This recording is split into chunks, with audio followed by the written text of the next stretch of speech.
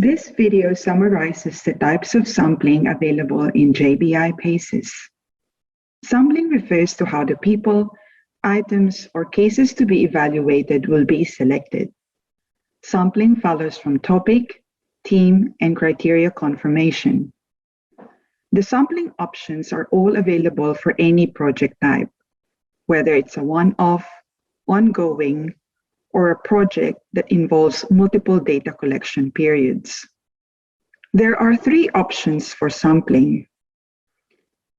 The target sample size is used where the aim is to compare results between data collection cycles or time periods.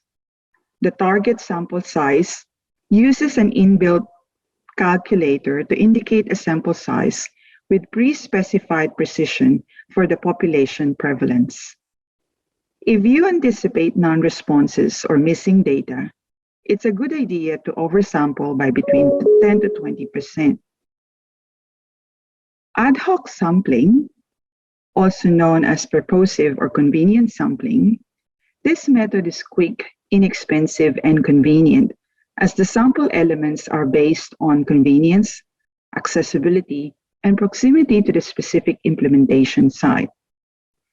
Finally, consecutive sampling. This involves choosing the next or last of however many cases there are. Examples include the next or the last 50 patients, or alternatively, all patients seen over the course of the previous or next month.